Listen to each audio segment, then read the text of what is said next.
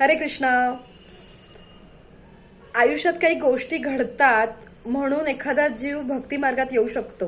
म्हणजे काही गोष्टी घडल्यात, कोणीतरी सांगितलंय की तू आहे ना भगवंतांचा हा श्लोक म्हण, म्हणजे तुझ्या आयुष्यातल्या सगळ्या दुःखांचं हरण होईल. तू हा हा असा भगवंतांचा जो वेगळ्या प्रकारचं नामस्मरण आहे ते तू कर, हे इतक्या इतक्या वाजता कर. माणूस ते करायला सुरुवात करतं कारण त्याच्या मनामध्ये असतं की माझ्या आयुष्यातलं ते दुःख नष्ट व्हावं. चला आपण थोड्या वेळासाठी असे समजून घेऊया की त्याच्या आयुष्यातलं ते दुःख नष्ट झालं, बट व्हॉट आफ्टर दॅट? जेव्हा हाच भक्त त्या आयुष्यातलं दुःख दूर झाल्यानंतर भक्ती मार्गात टिकून राहतो, तेव्हा समजून घ्यायचं की त्याच्यावर भगवंतांची एक विशेष कृपादृष्टी आहे. आणि लेट मी क्लिअर दिस थिंग की जोपर्यंत भगवंतांची कृपा होत नाही तोपर्यंत भक्ती मार्गात कोणीच येऊ शकत नाही. आपण जे म्हणतो you are the selected one, तसंच भगवंतांची भक्ती करण्यासाठी ते सिलेक्टेड वन असणं खूप महत्वाचं आहे. तरच ती रुची, ती गोडी आपल्याला निर्माण होते.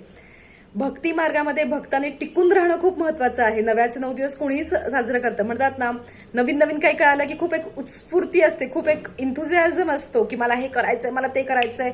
चल कितीला उठायचंय? 5ला ना. चल किती माळा करायच्या? 8 माळा ना. मी करणार, मी सगळं करणार, उपवास तपास सगळं करणार. पण टिकतो कोण? ज्याच्या मनापासून प्रेम असतं, ज्याला मनापासून भगवंत कळालेले असतात ना, तो भक्ती मार्गात टिकतो. भगवंत भक्तामध्ये नक्की काय बघतात आणि भगवंतांना नक्की भक्ताच्या भक्तीबद्दल काय सांगायचं आहे हे भगवंतांनी 9व्या अध्यायातल्या 3ऱ्या श्लोकाने सांगितलेलं आहे. अश्रद्धधाना पुरुषा धर्मस्यास्य परंतप अप्राप्यमान निवर्तन्ते मृत्यू संसार वर्त्मनी. त्याचा भगवद्गीतेतला अर्थ असा आहे, हे परंतप अर्जुना, ज्यांची या भक्ती मार्गावर श्रद्धा नाही त्यांना माझी प्राप्ती होऊ शकत नाही. म्हणून या भौतिक जगतामध्ये जन्ममृत्यूच्या मार्गावर त्यांचे पुनरागमन होते. ज्यांची या भक्ती मार्गावर श्रद्धा नाही त्यांना माझी प्राप्ती होऊ शकत नाही. भगवत प्राप्ती म्हणजे काय? सगळ्यात मेन भगवत प्राप्ती ही अशी गोष्ट आहे, याच्यामध्ये इतकी गोडी आहे की लिटरली हातातली माळ खाली सुटत नाही. एकही आपलं असं कर्म नसतं की ज्या कर्मामध्ये आपल्याला भगवंतांची आठवण नसते, भगवंतांचं चिंतन आणि भगवंतांचं स्मरण आपल्यामध्ये चालू नसतं. ह्याला म्हणतात भगवत मार्गामध्ये, भक्ती मार्गामध्ये स्वतःला बहाल करणं. आणि या भक्ती मार्गामध्ये भगवंतांवर श्रद्धा असणं म्हणजे काय की माझ्या आयुष्यात कितीही सुख येऊ देत, कितीही दुःख येऊ देत, मला माहिती आहे की भगवंतांनी माझा हात धरलेला आहे. जर एखादी गोष्ट माझ्या मनासारखी घडली तर ठीक आहे, भगवंतांनी मला ते दिलं. पण जर एखादी गोष्ट माझ्या मनासारखी घडत नाहीये तर ह्याच्यापेक्षा बेस्ट काहीतरी दडलेलं आहे, त्याच्यामुळे भगवंत मला हे मिळू देत नाहीये, हे माहीत असणं म्हणजे भगवंतांवर श्रद्धा असावी, श्रद्धा असणं. आणि भगवंतांवर श्रद्धा कशी असावी माहिती? त्याचं छानसं एक्झाम्पल, प्रल्हाद महाराज वयोवर्षे 5, त्यांना हिरण्यकश्यपू त्यांच्या वडिलांनी इतकं छळलं, इतका त्रास दिला, पण त्यांनी शेवटपर्यंत भगवंतांचं नाव घेणं थांबवलं नाही. त्यांना जेव्हा विचारलं की या खांबामध्ये तुझा भगवंत आहे का, या खांबामध्ये तुझे विष्णू आहेत का, तेव्हा ते विश्वासपूर्वक म्हणाले प्रत्येक ठिकाणी माझे भगवंत आहेत. आणि शेवटी भगवंतांनी नरसिंह रूप धारण केलं आणि भक्त प्रल्हादाचं भगवंतांनी संरक्षण केलं. भगवंतांवर असा विश्वास असावा की म्हणतात ना, म्हणजे भक्तीमध्ये आपण आलं की लोक खूप म्हणतात असं की काय सारखं सारखं देव देव देव देव, पण जो भक्ती मार्गात येतो ना त्याला जाणवतं रोजचं लाईफ जगत असताना सुद्धा खूप गोष्टी सहज सरळ पार पडायला लागतात.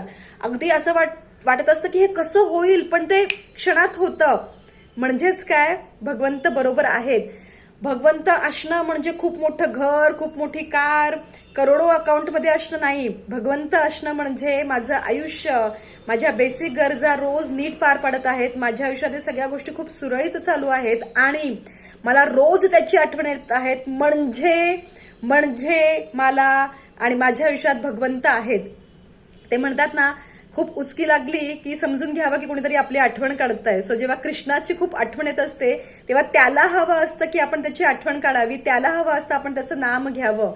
जेवढे आपण भगवंतांसाठी वेडे आहोत ना, त्याच्या कित्येक पट जास्त भगवंत त्यांच्या भक्तासाठी वेडे आहेत. आणि हा विश्वास असणं भक्ती मार्गामध्ये खूप जास्त महत्वाचं आहे.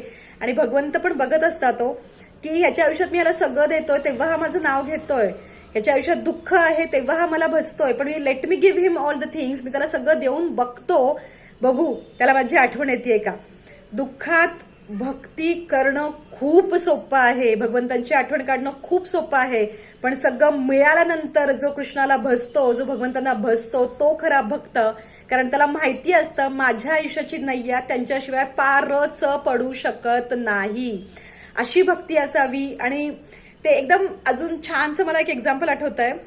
एक बाळ मी परवा दिवशी बघितलं, जे त्याच्या आईच्या खांद्यावर छान डोकं ठेवून इकडे तिकडे बघत होतं. निवांत त्यांनी स्वतःला सोडून दिलं होतं. भक्ती ना अशी असते की मी तुझ्यावर स्वतःला सोडून दिलंय. माझ्या आयुष्यात जे काही घडत आहे, जे काही घडणार आहे, ते तुझ्याच कृपेमुळे आहे. एखादी गोष्ट माझ्या मनाविरुद्ध घडली, अगदी अनएक्सपेक्टेड घडली, पण तरी मला माहिती ह्याच्यात पण तू माझ्याबरोबर आहेस आणि याच्यातून तूच मला मार्ग दाखवशील. कारण मला माहिती आहे हे माझं आयुष्य, हा माझा प्रत्येक श्वास हे तुझी देण आहे. म्हणूनच तुझ्या चरणांवर मी स्वतःला समर्पित करते. भक्ती मार्गामध्ये जर टिकून राहायचं असेल तर भगवंतांवर ही श्रद्धा असणं खूप महत्वाचं आहे.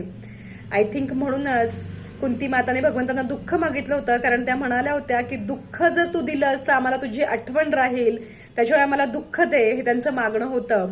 पण सुखातही जो भगवंतांना भजतो, जो सुखातही भगवंतांना विसरत नाही ना, तो खरा भक्त. कारण भगवत प्राप्ती त्यालाच होते ज्याच्यावर भगवंतांची कृपादृष्टी आहे. त्यांची कृपादृष्टी झाल्याशिवाय आपण भक्ती मार्गात येऊच शकत नाही. म्हणूनच आपल्यालाच आपलं कळत नाही की कधी मी भगवंतांना एवढी भजायला लागले, कधी मी भगवंतांवर एवढी, म्हणजे सगळं माझं मी सरेंडर केलंय भगवंतांवर. कारण ती एक वेळ असते, तो एक क्षण असतो जेव्हा कृष्ण प्राप्ती होते.